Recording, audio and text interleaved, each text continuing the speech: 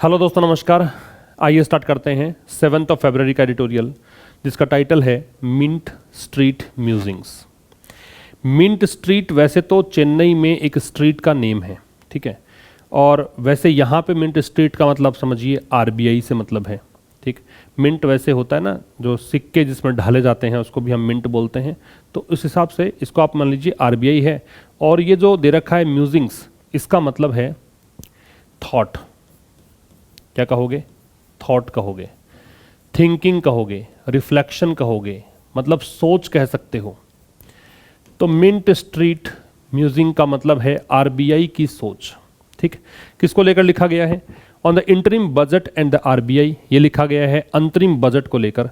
Interim जो शब्द है इसका एक सिनोनिम होता है टेम्परेरी, TEMPORARY, या फिर इसका मतलब हो सकता है भाई अस्थाई को बोलते हैं प्रोविजनल, भी एक सिनोनिम इसका हो सकता है प्रोविजनल। तो ये एडिटोरियल लिखा गया है एक तो टेम्परेरी या प्रोविजनल बजट और साथ में आरबीआई को लेकर। आरबीआई से पहले द लगेगा, ये आपको पता होना चाहिए।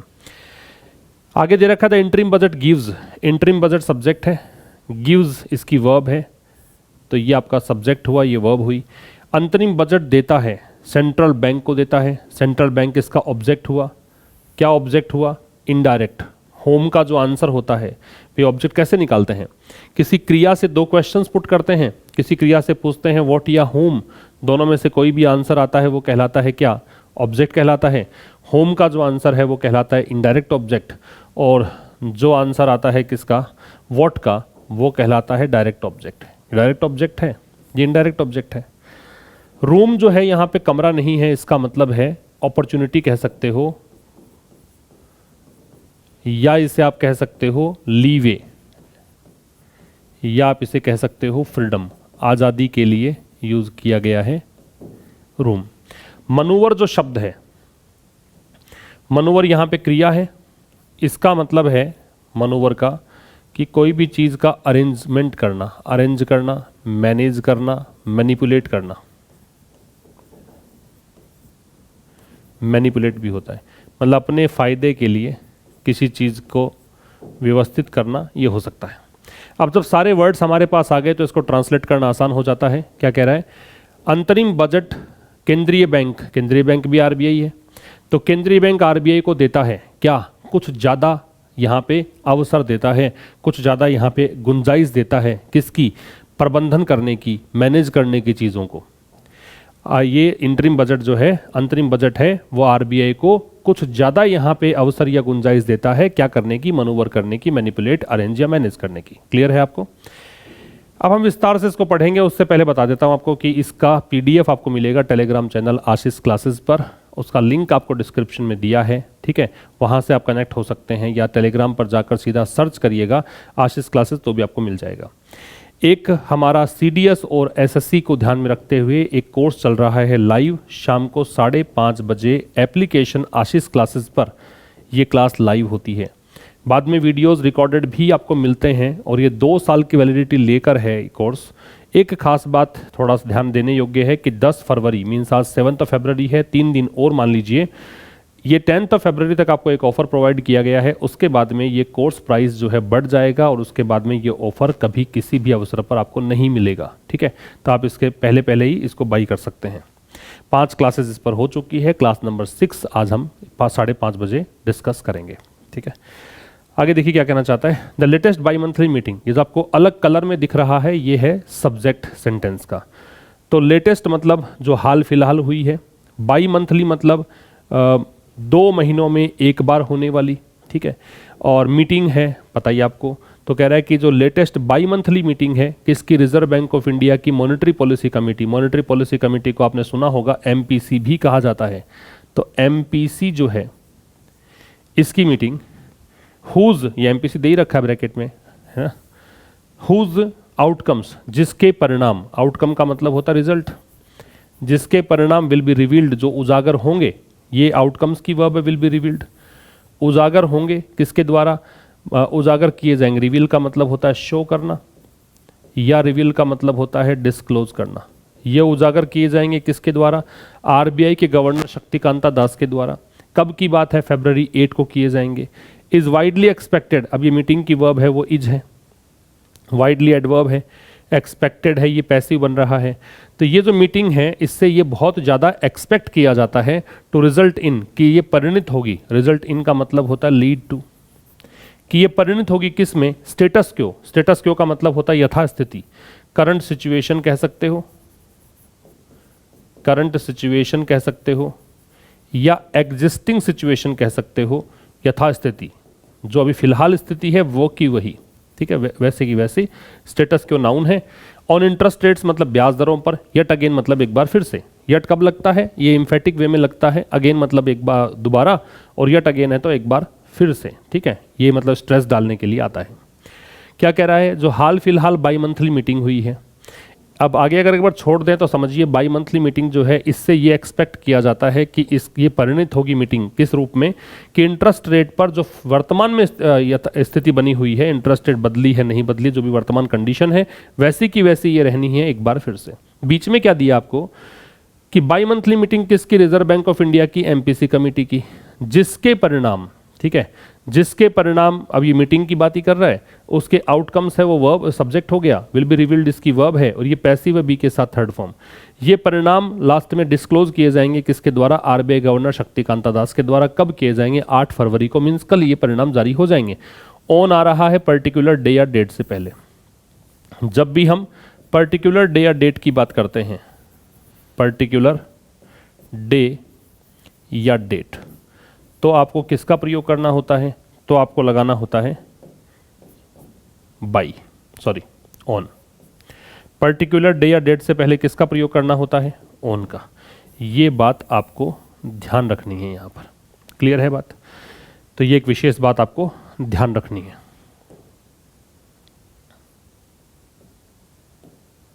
ठीक है, अब देखिए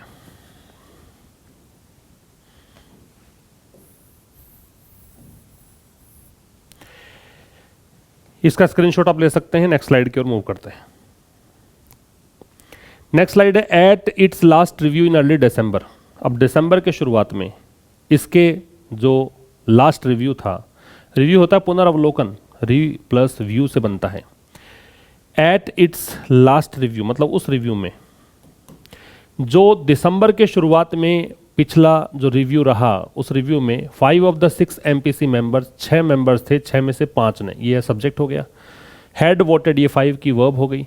इन 5 मेंबर्स ने वोट किया था, पास्ट परफेक्ट है, किस लिए, परसिस्ट करने के लिए। परसिस्ट का मतलब होता है कंटिन्यू करना, जारी रखने के लिए। क्या, with the withdrawal of accommodation stance. इन्होंने कहा था कि हम अकोमोडेशन स्टांस जो है उसको विड्रॉल करेंगे। विड्रॉल का मतलब हो गया पुल आउट करना। विड्रॉल के लिए एक फ्रेजल वर्ब होती है क्या, पुल आउट, वापस से निकाल लेना।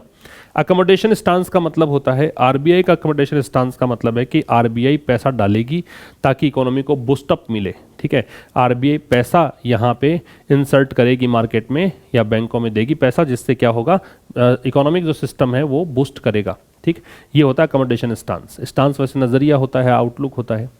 तो ये कह रहा है कि भाई जो पिछला दिसंबर के अंदर जो पिछला रिव्यू था उसमें 6 जो एमपीसी मेंबर्स हैं, उन 6 में से 5 मेंबर्स ने वोट किया था इस बारे में कि हम अकोमोडेशन स्टांस को जारी रखना चाहते हैं। ये जो स्टांस है इसका विड्रॉल को जारी रखना चाहते हैं, कि हम चाहते हैं कि हम कह रहे थे ना कि इसको बाहर वापस ले लिया जाए, अकोमोडेशन स्टांस हटा लिया जाए, हम इसी चीज़ के साथ कंटिन्यू करेंगे।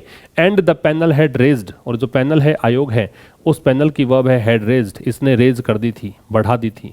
देखो, राइज एक वर्ब होती है, एक रेज होती है। राइज की सेकेंड फॉर्म होती है वो होती है रोज, और थर्ड फॉर्म होती है वो है रीजन। और रेज की सेकेंड फॉर्म होती है वो है रेज्ड, और थर्ड फॉर्म क्या है, रेज्ड। तो राइज रोज रीजन है, रेज रेज्ड रेज्ड है। ठीक है, ये ध्यान रखिए। और इसमें ये भी ध्यान रखना कि ये जो आपका इसमें दे रखा है क्या चीज़, राइज, ये इंट्रांजिटिव वर्ब है, इसके बाद ऑब्जेक्ट नहीं आता है, इसके बाद ऑब्जेक्ट आता है, ये ट्रांजिटिव है। क्या है, ट्रांजिटिव है, ये ध्यान रखेंगे। ठीक है, तो ये रेज की वर्ब ऑब्जेक्ट दे रखा है, क्या, रेज का ऑब्जेक्ट दे रखा है जीडीपी ग्रोथ फोरकास्ट, ये इसका ऑब्जेक्ट है। ये इसलिए ट्रांजिटिव वर्ब है क्योंकि ऑब्जेक्ट लेती है अपने बाद में। और कह रहा है कि भाई पैनल ने रेज कर दी थी अपनी जीडीपी ग्रोथ फोरकास्ट को। फोरकास्ट का मतलब पूर्वानुमान होता है, एस्टीमेट होता है, कि जीडीपी ग्रोथ को लेकर जो पूर्वानुमान था उसको बढ़ा दिया था फॉर द ईयर, उस वर्ष के लिए, टू 7% फ्रॉम 6.5%। पहले कहा था 6.5%, फिर बढ़ा के कर दिया 7%। ये आंकड़े हैं, फिर समझिए। दिसंबर के शुरुआत में जो रिव्यू था, इसका पिछला रिव्यू था, उसमें 6 एमपीसी मेंबर्स में से 5 ने कंटिन्यू मतलब वोट किया था कि हम चाहते हैं कि आप अकोमोडेशन स्टांस को विड्रॉ कर लीजिए, है ना। और पैनल ने क्या किया था, पैनल ने जो जीडीपी ग्रोथ फोरकास्ट है वो उस साल के लिए 6.5 से 7% तक कर दिया था, बढ़ा दिया था। Hopes of A stance shift, अब जो आशाएं हैं किसकी, स्टांस शिफ्ट की, कि आप ये जो स्टांस आपने अपना रखा है, ये जो आपका एक नज़रिया है कि अकोमोडेशन स्टांस को विड्रॉ करना चाहते हैं, अब आप चाहो कि स्टांस को हम बदलें, स्टांस शिफ्ट हो और क्या बन जाए, न्यूट्रल, कि हम तटस्थता का एक नज़रिया अपना के चलें, ठीक है। तो आशाएं जो है कि आरबीआई जो है स्टांस शिफ्ट करके न्यूट्रल स्टांस पे आ जाएगा, ये आशाएं क्या हैं, आर स्लिम। स्लिम का वैसे दुबला पतला भी होता है, लेकिन यहाँ पे स्लिम का मतलब है वेरी स्मॉल, और ये एडजेक्टिव है, ठीक है। ये क्या है, एडजेक्टिव है। तो क्या कह रहा है, hopes of A stance shift, की जो आशाएं हैं किसकी, स्टांस शिफ्ट की। स्टांस शिफ्ट कहाँ पे होगा, टू लगेगा शिफ्ट के बाद में, ये न्यूट्रल हो जाए, तटस्थ हो जाए, इसके होप्स जो आशाएं हैं वो बहुत ही कम हैं, वेरी स्मॉल चांसेस हैं। But it would be instructive, instructive का मतलब यहाँ पे इंपॉर्टेंट है, इंस्ट्रक्टिव का यहाँ पे मतलब क्या है, इंपॉर्टेंट, वैसे होता निर्देशात्मक, लेकिन ये चीज़ जो है वो बड़ी इंपॉर्टेंट होगी टू सी, देखना। वुड बी दे रखा है तो ये इमेजिन कर रहा है, ये चीज़ देखना बहुत ही इंपॉर्टेंट होगी। If the growth estimate is revisited in light of, in light of का मतलब होता है कंसिडरिंग, देखते हुए। इन लाइट ऑफ का मतलब क्या है, कंसिडरिंग, देखते हुए। इसको बोल सकते हैं keeping in mind, keeping in mind भी इसी का ही बनता है, ठीक है।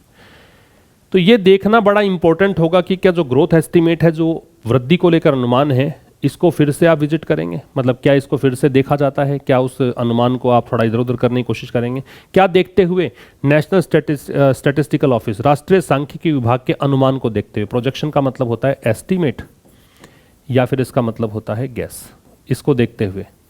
और क्या कहा था इसने, क्या अनुमान था कि 2023-24 में 7.3% अपटिक, अपटिक मतलब उछाल होता है, इंक्रीज आप इसे कह सकते हो या बूस्ट कह सकते हो, ये कहा था। एक बार फिर समझिए क्या कह रहा है, जो स्टांस शिफ्ट जो है वो उसकी आशाएं कि स्टांस अब हम कहाँ लेके जाएं, न्यूट्रल स्टांस की ओर लेकर जाएं, इसकी जो आशाएं हैं बहुत ही कम हैं। लेकिन ये देखना इंपॉर्टेंट होगा कि ग्रोथ एस्टिमेट को फिर से रिविजिट किया जाता है कि यह पैसिव है, बी के साथ थर्ड फॉर्म, और ये पैसिव है प्रेजेंट सिंपल का। प्रेजेंट सिंपल जिसमें फर्स्ट फॉर्म या उसमें एस और ईएस आता है, उसका पैसिव बनता है इज एम आर के साथ थर्ड फॉर्म से, ठीक है। किसको देखते हुए, राष्ट्रीय सांख्यिकी विभाग के अनुमान को देखते हैं। अनुमान क्या है, 7.3% की अपटिक का अनुमान है, किस में, 2023-24 में। पर्टिकुलर ईयर या पर्टिकुलर मंथ की बात करते हो तो इन लगता है, तो यहाँ इन लग रहा है वर्ष के नाम से पहले, क्लियर है। इसका स्क्रीनशॉट ले लीजिए। फिर कह रहा था यूएस फेडरल रिजर्व, जैसे हमारे यहाँ देश में आरबीआई है, वैसे ही अमेरिका में जो केंद्रीय बैंक है उसका नाम है यूएस फेडरल रिजर्व, ठीक है। तो यूएस फेडरल रिजर्व जो है हेल्ड, ये होल्ड की सेकेंड फॉर्म है। होल्ड होती है first form, held second form, और हेल्ड होती है थर्ड फॉर्म। यहाँ पे इसका मतलब रोकना है, थाम के रखना है। तो यूएस फेडरल रिजर्व ने जो ब्याज दरें हैं उसको 4th straight review last week, पिछले सप्ताह जो चौथा लगातार 4th जो रिव्यू हुआ है उसमें रोक के रखा है, उस इंटरेस्ट रेट में कोई चेंजेस नहीं किए हैं। एंड चेयरमैन जेरोम पावेल जो हैं उस बैंक के जो चेयरमैन है, ये नाम है, ये वॉज इसकी वर्ब है, वेग है वो एडजेक्टिव है क्योंकि ये कॉम्प्लीमेंट बन गया है। ये लिंकिंग वर्ब है, लिंकिंग वर्ब के बाद कभी ऑब्जेक्ट नहीं आता है, लिंकिंग वर्ब के बाद आता है कॉम्प्लीमेंट। और कॉम्प्लीमेंट याद रखिएगा, नाउन होता है, प्रोनाउन होता है, एडजेक्टिव होता है। क्या क्या होता है, नाउन हो सकता है, प्रोनाउन हो सकता है और एडजेक्टिव हो सकता है। तो ये यहाँ पे एडजेक्टिव है, ठीक है। चेयरमैन जेरोम पावेल जो है वो अस्पष्ट थे। वेग का मतलब क्या है, वेग का मतलब है अस्पष्ट, क्या कह सकते हो, अनक्लियर, हैजी, या इसे आप कहिए इनडिस्टिंक्ट, ठीक है। ये सब इसके मायने होते हैं। तो यूएस फेडरल रिजर्व ने ब्याज दरों को फिर से वहीं रखा जैसे थी, लगातार 4th रिव्यू के अंदर जो पिछले सप्ताह हुआ था। और चेयरमैन जेरोम पावेल जो थे वो अस्पष्ट थे, किसको लेकर, about the proximity of much anticipated rate cuts. Proximity का मतलब होता है नियरनेस, नज़दीकी, प्रॉक्सिमिटी नाउन है, दैट डिटर्मिनर है, और ये अस्पष्ट है किसको लेकर कि क्या कोई भी मच एंटिसिपेटेड का मतलब बहुत ही बहुप्रतीक्षित, एंटिसिपेट का मतलब पूर्वानुमान लगाना होता है, मच के बाद में पास्ट पार्टिसिपल लगता है, याद रखिए, या मैं यूँ कहूँ पास्ट पार्टिसिपल के पहले मच लगता है, वेरी नहीं लगता है, ये काम की बात है, याद रखेंगे इसको। पास्ट पार्टिसिपल से पहले क्या लगता है? मच। जनरली हम बात कर रहे हैं, कुछ और भी हो सकता है, ठीक है। देखिए प्रेजेंट पार्टिसिपल, जो प्रेजेंट पार्टिसिपल होता है उसमें क्या लगाते हैं हम? बेस फॉर्म के साथ आईएनजी। एक होता है क्या? Past participle. पास्ट पार्टिसिपल में क्या होता है? V3। तो जो प्रेजेंट पार्टिसिपल है उससे पहले हम लगाते हैं वेरी, और जो पास्ट पार्टिसिपल है इसके पहले लगाते हैं मच। थोड़ी सी काम की बात है, ध्यान रखिए इसको, ठीक है, ये ध्यान रखना है आपको, खास बात है। तो ये कह रहा है कि जो बहुप्रतीक्षित रेट कट्स हैं दिस ईयर, इस साल बहुत ज़्यादा प्रतीक्षा की जा रही थी कि ब्याज दरों में कटौती होगी, वो कहीं नज़दीक है क्या कटौती, कहीं आसपास भविष्य में हम कटौती करेंगे क्या? इस बात को लेकर जेरोम पावेल जो कि चेयरमैन है वो भी अस्पष्ट थे, उनको कुछ पता ही नहीं था। सीकिंग मोर डेटा, सीकिंग मतलब डिमांड करते हुए, चाहते हुए, कोशिश करते हुए। सीक की तीनों फॉर्म ऐसे बनती है, सीक, फिर बनती है सॉट और सॉट। चाहना भी होता है, तलाशना भी होता है, डिमांड करना भी होता है। क्या कोशिश करते हुए? सीकिंग यहाँ प्रेजेंट पार्टिसिपल है, अधिक डेटा की, टू एस्टैब्लिश दैट, ये मतलब इस्टेब्लिश करने के लिए, इस चीज़ को मतलब मान लेने के लिए, स्थापित कर देने के लिए, that inflation had been reined in sustainably. Rein in का मतलब होता है कंट्रोल करना या कर्ब करना, ठीक है। सस्टेनेबली का मतलब यहाँ पे है कंटिन्यूअसली, कि लगातार महंगाई को नियंत्रित किया जा रहा है इस चीज़ को इस्टेब्लिश करने के लिए। तो जेरोम पावेल जो कि चेयरमैन है वो स्पष्ट थे इस चीज़ को लेकर कि भाई निकट भविष्य में कोई भी दरों में कटौती होगी क्या इस साल, इसको लेकर वो स्पष्ट थे। और साथ में उन्होंने अधिक डेटा की मांग की, किस चीज़ के लिए? इस्टेब्लिश करने के लिए। मतलब ये जो चीज़ें हुई ना, ये डेटा की मांग कर रहा है, ये इस्टेब्लिश करने के लिए कि महंगाई को कंट्रोल किया गया है लगातार, ठीक है। ये पास्ट परफेक्ट है, इसका पैसिव है, बीन के साथ थर्ड फॉर्म। रेन इन पूरे को बोलेंगे कंट्रोल या कर्ब। रेन होता है वैसे लगाम को बोलते हैं। India's policy makers may not take a direct cue. Cue का मतलब होता है सिग्नल, संकेत कह सकते हो, या किसी से कुछ सीखना कह सकते हो। तो भारत के जो नीति निर्माता है, ये पूरी कहानी बताई इसने अमेरिका की, तो भारत के नीति निर्माता है, मे बताता है पॉसिबिलिटी के लिए। मे है वो क्या है? एक मॉडल है, और ये संभावना बताने के लिए आता है। तो हो सकता है कि भारत जो है, भारत के जो पॉलिसी मेकर्स हैं वो सीधा सीधा कोई यहाँ पे कुछ नहीं सीखे यूएस फेडरल रिजर्व से, यूएस के जो केंद्रीय बैंक से सीधा यहाँ पे कोई सिग्नल नहीं ले, कोई हिंट नहीं ले, या उसके पद चिन्हों पर नहीं चले। But the concerns are similar. लेकिन जो चिंताएं हैं, चाहे अमेरिका के बात कर लो या भारत की बात कर लो, ये कंसर्न्स क्या हैं? सिमिलर हैं। As governor Das had articulate December, जैसा कि गवर्नर दास ने, शक्तिकांता दास के लिए है, इन्होंने व्यक्त किया था दिसंबर में, उसके अकॉर्डिंग। आर्टिकुलेट का मतलब होता है स्टेट करना, टेल कह सकते हो, एक्सप्रेस कह सकते हो, व्यक्त करना। तो जैसा इन्होंने बताया था दिसंबर में, उसके अकॉर्डिंग लगता है कि चिंताएं तो सेम ही हैं, ठीक है। इसका स्क्रीनशॉट लीजिए आप। देखिए एक एडिटोरियल में सीखने को बहुत कुछ है, बहुत सारी चीज़ें आप डिस्कस करते चलिए, चाहे कितनी ही चीज़ें इसमें से निकाल सकते हो, लेकिन ये फ्रूटफुल तभी हो पाती हैं जब आप इनको रिवाइज करते रहते हो रेगुलर इंटरवल पर। अगर आप पढ़ोगे और आप इसको रिवाइज नहीं करोगे तो कितना भी पढ़ लीजिए, आपको एक दिन ऐसा आएगा कि विवश कर देगा चीज़ों को ड्रॉप करने के लिए कि नहीं ये मेरे वश में नहीं है। लेकिन अगर आप रिवीजन करते रहोगे तो आपका इंटरेस्ट बना रहेगा, और इंटरेस्ट रिटेंशन का सबसे बढ़िया तरीका है रिवीजन। तो रिवीजन करते जाएं ताकि आपको चीज़ें समझ में आती जाएं, और समझ में आता जाएगा तो आप कंटिन्यू भी रहेंगे और बहुत कुछ चीज़ें नई सीखते रहेंगे। क्या कह रहे हैं आगे? The 4% inflation target remains elusive. ये इल्यूजिव जो है वो एडजेक्टिव है पहली बात तो, और इसका मतलब होता है इल्यूजिव का वैसे बच निकलने वाला, इल्यूड जो सुना होगा आपने, एक वर्ड होता है ना इल्यूड। इल्यूड का मतलब क्या होता है? अवॉइड होता है, बचना होता है, इवेड होता है। इसी इल्यूड से बनता है इल्यूजिव। इल्यूड तो एडजेक्टिव वर्ब है, लेकिन जो ये इल्यूजिव है ये एडजेक्टिव है। वैसे इसको ऐसे मान लो, डिफिकल्ट टू अंडरस्टैंड मान लो, difficult to understand, difficult to remember, difficult to hold, ये सब होता है इल्यूसिव। तो 4% का जो महंगाई का टारगेट जो है ना कि 4% रखना चाहते हैं इन्फ्लेशन को, ये अभी भी बना हुआ है, भ्रामक बना हुआ है, ये अभी भी कंट्रोल में नहीं आ रहा, डिफिकल्ट टू कंट्रोल है, यह समझना मुश्किल है फॉर नाउ। अब की बात करें वर्तमान में तो ऐसा ही है। December's inflation rate hit a 4-month high of 5.7%, ये एक आंकड़ा बता दिया। दिसंबर में जो इन्फ्लेशन रेट है उसने हिट किया, ये हिट है, तीनों फॉर्म सेम होती है, हिट हिट हिट 4 month का हाई लेवल, और वो कितना है 5.7%। The RBI expects inflation to average. अब आरबीआई की आशा क्या है, आरबीआई की वर्ब है वो एक्सपेक्ट्स है। आरबीआई ये एक्सपेक्ट करता है कि इन्फ्लेशन जो है वो कितनी रहेगी, औसत इतना रहेगी इस क्वार्टर में, इस तिमाही में। कौन से क्वार्टर की बात कर रहा है, जनवरी, फरवरी, मार्च, इस क्वार्टर की बात कर रहा है जो कि इस वित्त वर्ष का अंतिम क्वार्टर होगा, ठीक है। Which it only expects it to cool, which जो कि इट यहाँ आरबीआई के लिए है, ये केवल यही एक्सपेक्ट करता है कि इसको कम कर दिया जाएगा, है ना भाई, ये रहेगी महंगाई, और ये आशा कर रहा है कि कूल का मतलब कम करना है, और वो कम होकर कितना पहुंच जाएगा 4% in the July September phase, जुलाई सितंबर वाले फेज में, ठीक है। जुलाई होगा, सितंबर में 4% तक ले जाएंगे। प्रोवाइडिंग अ विंडो, और इस प्रकार से एक अवसर होगा, विंडो का मतलब अपॉर्चुनिटी है, गुंजाइश है, ठीक है। प्रोवाइडिंग ये प्रेजेंट पार्टिसिपल है, प्रोवाइड करते हुए। रेट कट कंसिडरेशन फिर हो सकता है, अगर ऐसा हो गया महंगाई 4% पे पहुंच गई तो एक हमारे लिए गुंजाइश होगी कि हम क्या कर सकते हैं, रेट कट के बारे में सोच सकते हैं। कंसिडरेशन का मतलब सोच विचार होता है, ठीक है। If the monsoon is normal, कब, जब मानसून नॉर्मल रहेगा, तो मानसून की वर्ब है वो इज है, नॉर्मल है वो एडजेक्टिव है। यदि मानसून नॉर्मल रहता है तो हम रेट कट के बारे में सोच सकते हैं, ये कह रहा है, ठीक है। इसका स्क्रीनशॉट लीजिए। और अब आपके सामने है एक सेंटेंस जिसको आपको ट्रांसलेट करना है इंग्लिश में।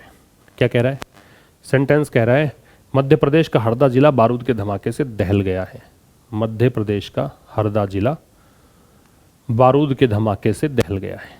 तो मध्य प्रदेश का हरदा जिला ये सब्जेक्ट है, हरदा जिला तो हरदा डिस्ट्रिक्ट, हरदा डिस्ट्रिक्ट, और ये किसका है हरदा जिला, एमपी का है, मध्य प्रदेश का है, ये लीजिए।